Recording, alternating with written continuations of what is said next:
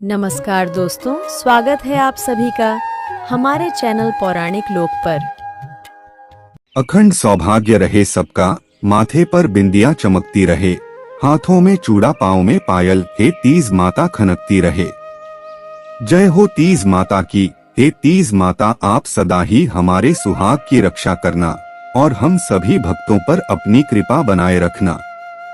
मित्रों, आप सभी को आस्था, उमंग एवं अखंड सौभाग्य के महापर्व हरितालिका तीज की बहुत बहुत शुभकामनाएं। भगवान शिव और माता पार्वती के आशीर्वाद से सभी माताओं बहनों का जीवन सुखमय हो और आप सभी के घर परिवार में सदा खुशियों का वास रहे, हम यही मंगल कामना करते हैं। आज हम आपको सुनाने जा रहे हैं हरितालिका तीज व्रत की बहुत ही सुंदर कथा।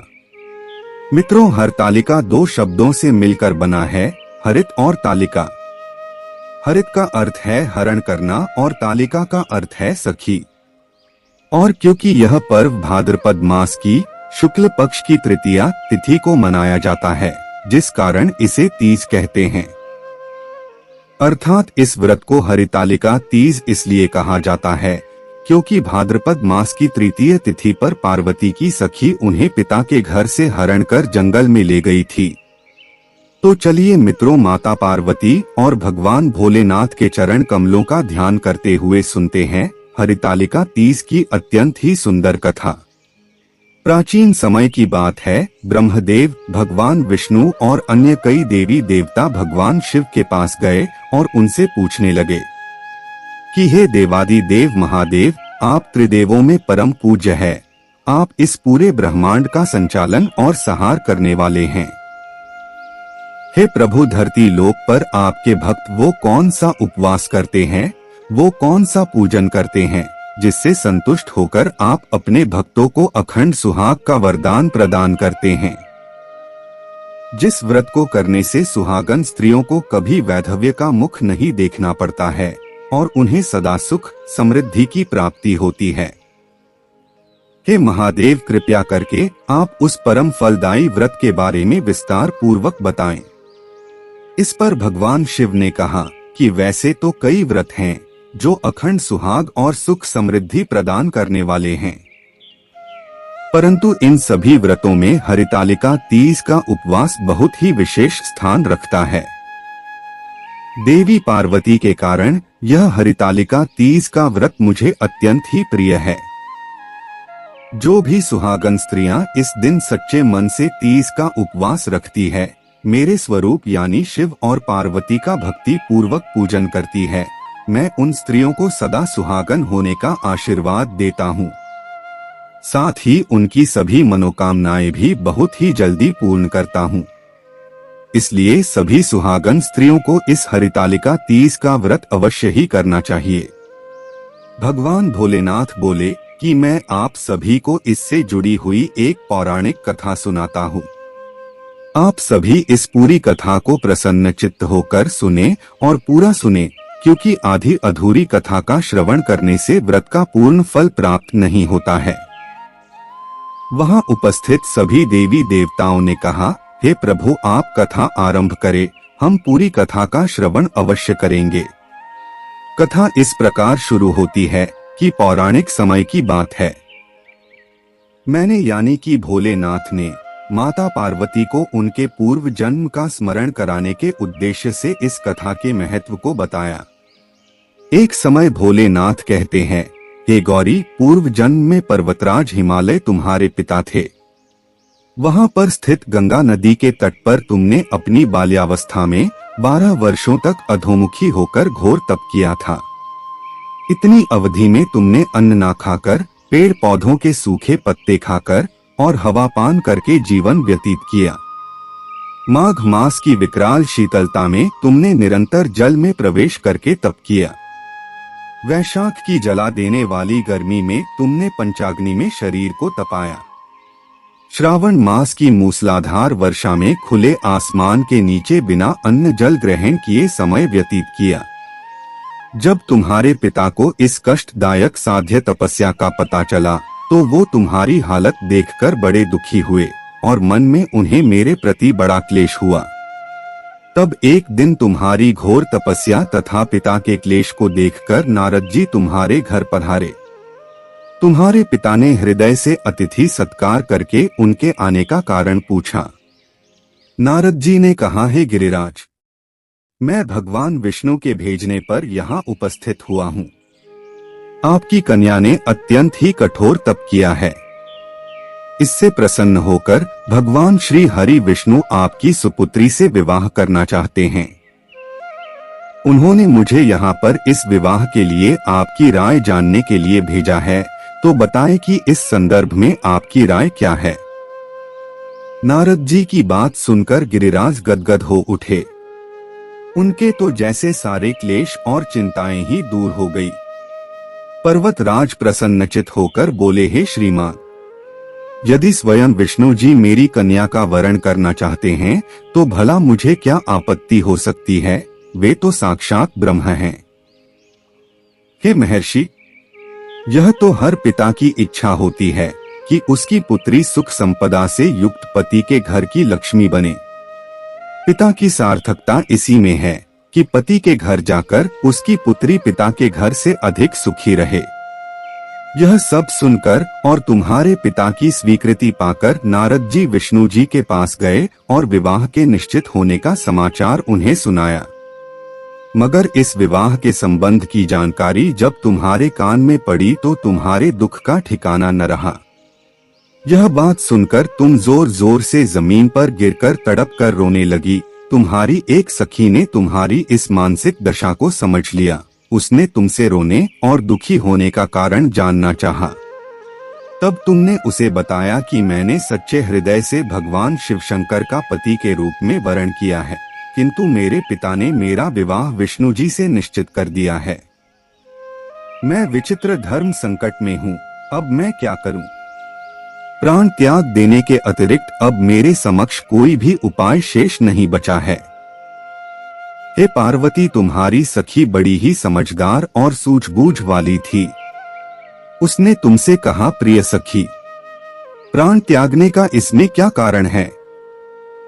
संकट के समय पर धैर्य से काम लेना चाहिए। नारी के जीवन की सार्थकता इसी में है कि पति रूप में हृदय से जिसे एक बार स्वीकार कर लिया, जीवन पर्यंत उसी से निर्वाह करें। सच्ची आस्था और एक निष्ठा के समक्ष तो ईश्वर को भी समर्पण करना पड़ता है। मैं तुम्हें इस विपदा से बचने के लिए घनघोर जंगल में लेकर चलती हूँ, जो साधना स्थली भी है, और वहाँ तुम्हारे पिता तुम्हें खोज भी नहीं पाएंगे। वहाँ जाकर तुम साधना में लीन हो जाना, और मुझे यह विश्वास है कि ईश्वर अवश्य ही तुम्हारी सहायता करेंगे।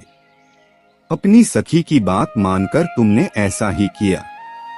तुम्हारे पिता तुम्हें घर पर न पाकर बड़े दुखी तथा चिंतित हुए। वे सोचने लगे कि तुम जाने कहाँ चली गई। मैं विष्णु जी से अपनी पुत्री का विवाह करने का प्रण कर चुका हूँ। यदि भगवान विष्णु बारात लेकर आ गए और कन्या घर पर न हुई तो बड़ा अपमान होगा। मैं तो कहीं मुंह दिखाने के योग्य भी नहीं रहूंगा। यही सब सोचकर गिरिराज ने जोर शोर से तुम्हारी खोज शुरू करवा दी। इधर तुम्हारी खोज होती रही और उधर तुम अपनी सखी के साथ नदी के तट पर एक गुफा में मेरी आराधना में लीन थीं। इसी प्रकार कुछ समय बीता और भाद्रपद मास के शुक्ल पक्ष की तृतीया तिथि को हस्त नक्षत्र था। उस दिन तुमने रेत के शिवलिंग का निर्माण करके मेरे समक्ष व्रत किया।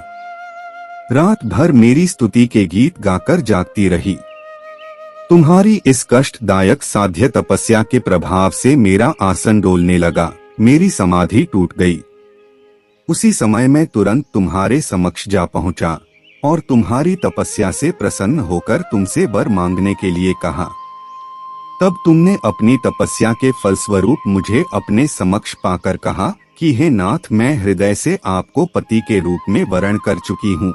यदि आप सचमुच मेरी तपस्या से प्रसन्न होकर यहाँ पधारे हैं, तो मुझे अपनी अर्धांगिनी के रूप में स्वीकार कर लीजिए। तब मैं तथास्तु कहकर कैलाश पर्वत पर लौट आया। प्रातः होते ही तुमने पूजा की समस्त सामग्री को नदी में प्रवाहित करके अपनी सहेली सहित व्रत का पारण किया। उसी समय अपने मित्र बंधु व दरबारियों सहित गिरिराज तुम्हें खोजते खोजते वहां आ पहुँचे और तुम्हारी इस कष्टदायक साध्य तपस्या का कारण तथा उद्देश्य पूछा। उस समय तुम्हारी दशा को देखकर गिरिराज अत्यधिक दुखी हुए और पीड़ा के कारण उनकी आंखों में आंसू उमड़ आए थे। तुमने उनके आंसू पोंछते हुए विनम्र स्वर में कहा, पिताजी, मैंने अपने जीवन का अधिकांश समय कठोर तपस्या में बिताया है। मेरी इस तपस्या का उद्देश्य केवल यही था कि मैं महादेव को पति के रूप में पाना चाहती थी। आज मैं अपनी तपस्या की कसौटी पर खरी उतर चुकी हूँ। क्योंकि आप विष्णु जी से मेरा विवाह करने का निर्णय ले चुके थे, इसलिए मैं अपने आराध्य की खोज में घर छोड़कर चली आई। अब मैं आपके साथ इसी शर्त पर घर जाऊंगी कि आप मेरा विवाह विष्णु जी से न करके महादेव जी से करेंगे। तुम्हारे पिता गिरिराज हमारे विवाह के लिए मान गए और तुम्हें घर ले गए। कुछ समय के पश्चात शास्त्रोक्त विधि विधान पूर्वक उन्होंने हम दोनों को विवाह सूत्र में बांध दिया। हे पार्वती, भाद्रपद मास की शुक्ल पक्ष की तृतीया तिथि को तुमने मेरी आराधना करके जो व्रत किया था, उसी के फलस्वरूप मेरा तुमसे विवाह हो सका। इसका महत्व यह है कि मैं इस व्रत को करने वाली कुनारियों और सुहागन स्त्रियों को मनोवांछित फल देता हूँ। इसलिए सौभाग्य की इच्छा करने वाली प्रत्येक युवती को यह व्रत पूरी निष्ठा तथा आस्था से करना चाहिए। इस दिन व्रत करने वाली स्त्रियां सूर्योदय से पूर्व ही ब्रह्म मुहूर्त में उठकर भगवान भोलेनाथ और माता पार्वती को स्मरण करके दिन की शुरुआत करती है। दैनिक क्रिया आदि से निवृत्त होकर स्नान करके 16 श्रृंगार करती है और व्रत का संकल्प लेती है। पूजन के लिए केले के पत्तों से मंडप बनाकर गौरी शंकर की प्रतिमा स्थापित करती है। इसके साथ पार्वती जी को सुहाग का सारा सामान चढ़ाया जाता है और रात में भजन कीर्तन करते हुए जागरण कर 3 बार आरती की जाती है और शिव पार्वती के विवाह की कथा सुनी जाती है। इस व्रत के दौरान व्रती को शयन का निषेध है। इसके लिए रात्रि में भजन कीर्तन के साथ रात्रि जागरण करना पड़ता है। प्रातः काल स्नान करने के पश्चात भक्ति पूर्वक किसी सुपात्र सुहागिन महिला को श्रृंगार सामग्री, वस्त्र, खाद्य सामग्री, फल, मिष्ठान एवं यथाशक्ति आभूषण का दान करना चाहिए। रेत के शिवलिंग बनाए हैं तो उनका जलाशय में विसर्जन किया जाता है और खीरा खाकर व्रत को संपन्न किया जाता है। तो यह थी हरितालिका तीज व्रत की कथा। बोलिए मित्रों, बाबा भोलेनाथ और माता पार्वती की जय, तीज माता की जय। मित्रों, जैसा कि हम सभी को ज्ञात है कि माता पार्वती ने भगवान भोलेनाथ को पति रूप में पाने के लिए कई बार जन्म लिया है। तो अब चलिए मित्रों सुनते हैं हरितालिका तीज पर उन्हीं कई जन्मों में से भगवान भोलेनाथ और माता पार्वती के विवाह की एक अन्य कथा। एक समय की बात है, माता पार्वती शिव जी को पति रूप में प्राप्त करने के लिए घोर तप कर रही थी। उनके इस कठिन तप को देखकर सभी देवी देवताओं ने शिव जी से माता पार्वती की मनोकामना पूर्ण करने की प्रार्थना की। यह सब सुनकर शिव जी ने पार्वती जी की परीक्षा लेने का निश्चय किया और सप्तर्षियों को माता पार्वती के पास भेजा। सप्तर्षियों ने माता पार्वती को शिव जी के सैकड़ों अवगुण गिनाए, उनकी अत्यंत ही निंदा की, पर पार्वती जी को महादेव के अलावा किसी और से विवाह मंजूर न था। अतः सप्तर्षियों की बातों का माता पार्वती पर कोई प्रभाव नहीं पड़ा। मित्रों, जैसे कि विवाह से पहले सभी वर अपनी भावी पत्नी को लेकर आश्वस्त होना चाहते हैं, इसी प्रकार से शिव जी ने स्वयं भी पार्वती जी की परीक्षा लेने की ठानी।